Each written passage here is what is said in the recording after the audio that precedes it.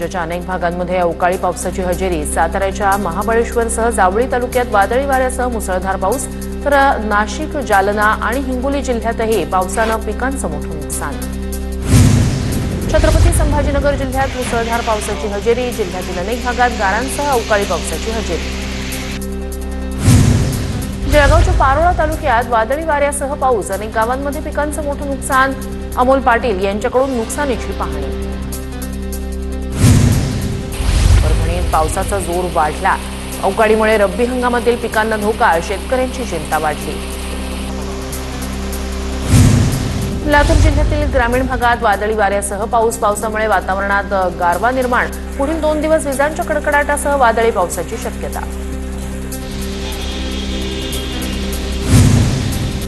नांदेड शहरासह जिल्ह्यातील अनेक भागात अवकाळी पावसाला सुरुवात। वाढत्या अवकाळ्यापासून नागरिकांना दिलासा। अनेक भागातील वीज पुरवठा खंडित, शेती पिकांचं मोठं नुकसान होण्याची शक्यता। हिंगोली जिल्ह्यात ठिकठिकाणी अवकाळी पावसाला सुरुवात। रब्बी पिकांसह फळबागांचं नुकसान। पावसामुळे हळद उत्पादक शेतकऱ्यांची धांदल उडाली। जालन्याच्या भोकरदन तालुक्यातील पारध आणि पानवडोद धोत्रामध्ये गारपीट। केळीच्या बागेसह मका पिकाचं नुकसान। जालना जिल्ह्याला गारपिटीचा इशारा। पुढील 2 ते 3 दिवस शेतकऱ्यांची चिंता वाढणार। माळशेज घाटात दरड कोसळल्याची घटना। अवकाळी पावसाला सुरुवात झाल्यानं दरड कोसळली। सुदैवानं कोणतीही जीवितहानी नाही।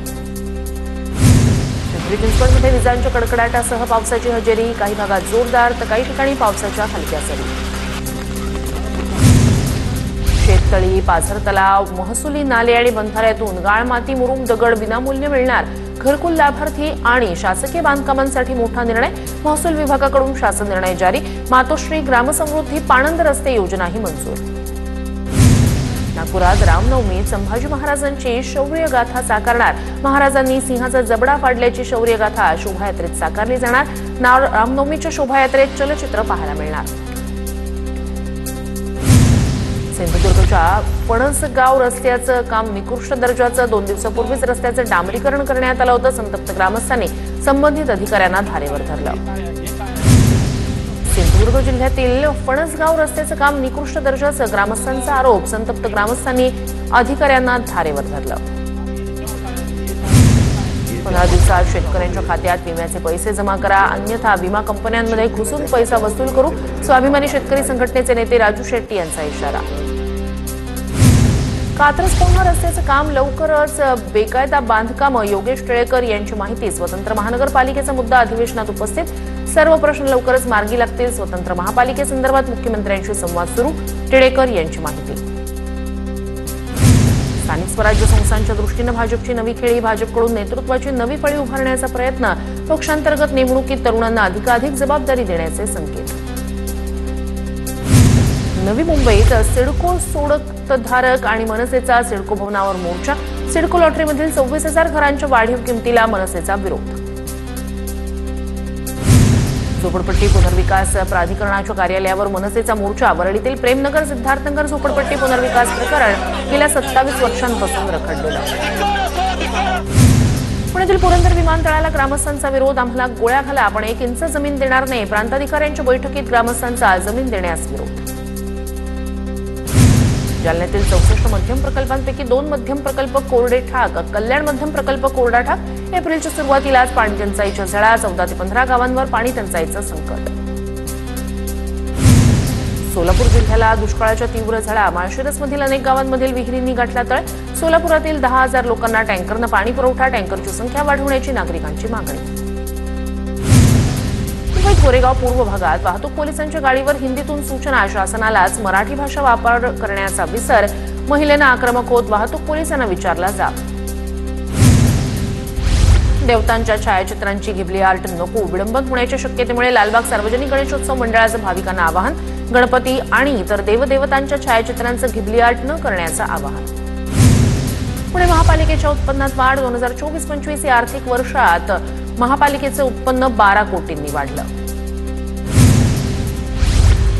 वाशिमच्या रिसोड बाजार समितीत अवकाळी पावसानं हळद भिजली। बाजार समितीत 5,623 क्विंटल हळदीची आवक झाली होती। भिजलेल्या हळदीची बाजारभावानुसारच खरेदी व्हावी, शेतकऱ्यांची मागणी।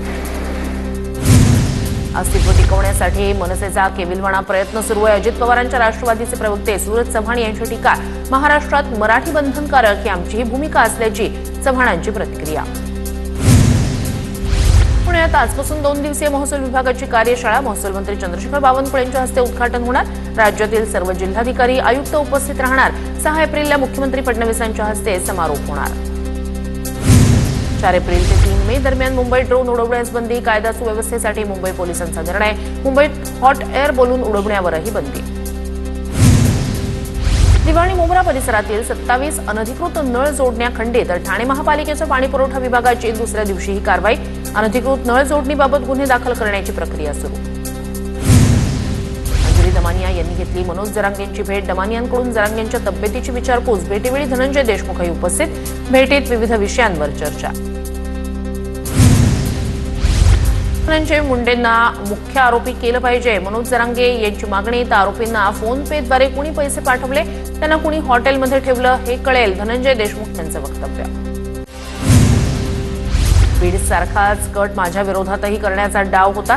कटात अनेक जण सामील. जयकुमार गोरे यांचा गंभीर आरोप. आधीच माहिती आणि पुरावे मिळाल्यामुळे वाचलो. चौकशी पूर्ण झाल्यानंतर सर्व पुरावे माध्यमांसमोर आणणार. गोरे यांची प्रतिक्रिया. जालन्यातील रास्तभाव दुकानदारांचं धान्य वाटप कमिशन जमा नाही. स्वस्त धान्य दुकानदारांनी एकत्र येत तहसीलदारांना दिलं निवेदन. 8 दिवसात मागण्या मान्य करा, अन्यथा रेशन धान्य वाटप बंद करणार. दुकानदार संघटनांचा इशारा. मीरा भाईंदर मनपा आयुक्त कार्यालयावर मनसेचं अनोखं आंदोलन. मेट्रो कारशेड बिल्डर ठेकेदाराच्या फायद्यासाठीच झाड तोडणी थांबवण्याची मागणी. अनधिकृत बांधकामावर कारवाई करण्यासाठी गेलेल्या केडीएमसीच्या पथकावर हल्ला. शिंदेच्या शिवसेनेच्या दुर्योधन पाटील यांनी रिव्हॉल्व्हरचा धाक दाखवत कर्मचाऱ्यांना केली मारहाण. खडकपाला पोलीस ठाण्यात गुन्हा दाखल. बेळगावातील कारवार आणि निपाणीमध्ये राष्ट्रपती राजवट लावा. बेळगाव आणि लगतच्या मराठी बहुल भागात मराठी भाषिकांवर अन्याय सुरू. लोकसभेत अरविंद सावंत यांची मागणी. भारताची 4000 किलोमीटरच्या जमिनीवर चीनचा ताबा. देशाची जमीन परत मिळवावी. चीनच्या मुद्द्यावरून राहुल गांधी आक्रमक. औरंगजेब कबरीचं प्रकरण दडपण्यासाठी वाघ्या कुत्र्याचा वाद काढला. कालीचरण महाराजांची प्रतिक्रिया. औरंगजेबाची कबर महाराष्ट्रात नको. कालीचरण महाराजांची प्रतिक्रिया. प्रशांत कोरटकरच्या वकिलांकडून कोल्हापूर जिल्हा सत्र न्यायालयात जामीन अर्ज. आज दुपारनंतर जामीन अर्जाबाबत निर्णय होणार. आजच सुनावणी घ्यायची का यावर कोर्ट निर्णय देणार. तुम्ही मला हलक्यात घेतलं, पण मी सर्वसामान्यांचं सरकार आणलं. एकनाथ शिंदेंची उद्धव ठाकरेंवर टीका. तर आताच्या शिवसेनेत कुणीही मालक आणि नोकर नसल्याचीही प्रतिक्रिया. गृहराज्यमंत्री योगेश कदम आज बीड आणि जालना जिल्हा दौऱ्यावर. योगेश कदम संतोष देशमुख कुटुंबियांची भेट घेणार. तसंच जालन्यातील शिवसेना नेत्यांची भेट घेत बैठका घेणार. जालना सहकारी साखर कारखान्याला अंजली दमानियांची भेट. दमानिया कारखान्याच्या सभासद आणि शेतकऱ्यांच्या भेटीला.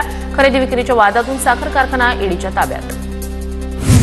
बारामतीच्या छत्रपती कारखान्याच्या कामकाजात अजित पवारांचा हस्तक्षेप. साखर संघाचे माजी अध्यक्ष पृथ्वीराज जाचक यांचा आरोप. सहकार कायद्यानुसार याद्या तयार होत नसल्याची पृथ्वीराज जाचक यांची प्रतिक्रिया. राज ठाकरेंची टोळी बँकांमध्ये धुडघूस घालते. याबाबत मुख्यमंत्री आणि पोलीस महासंचालकांना तक्रार अर्ज देणार. गुणरत्न सदावर्ते यांचं वक्तव्य. तर सदावर्तेंना गप्प करण्याची वेळ येईल तेव्हा आमच्या पद्धतीनं गप्प करू. योगेश चेले यांची प्रतिक्रिया. सांगोल्यात ठाकरेंच्या शिवसेनेला धक्का बसण्याची शक्यता. दीपक आबा साळुंखे भाजपच्या वाटेवर असल्याची चर्चा.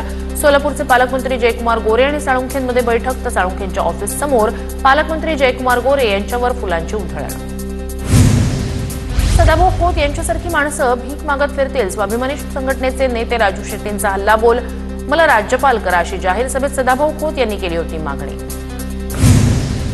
अर्जुन खोतकरांविरोधात लढा उभारण्याची वेळ आली आहे. खोतकरांनी जालना साखर कारखान्याची माती केली. अर्जुन खोतकरांनी अद्याप कामगारांची देणी दिली नसल्याचाही दमानियांचा आरोप. आदित्य ठाकरेंचं मुंबई पालिका आयुक्त भूषण गगराणींना पत्र. मुंबईकरांवर घनकचरा शुल्क लागू करू नये. आदित्य ठाकरेंची पालिका आयुक्तांना पत्राद्वारे मागणी.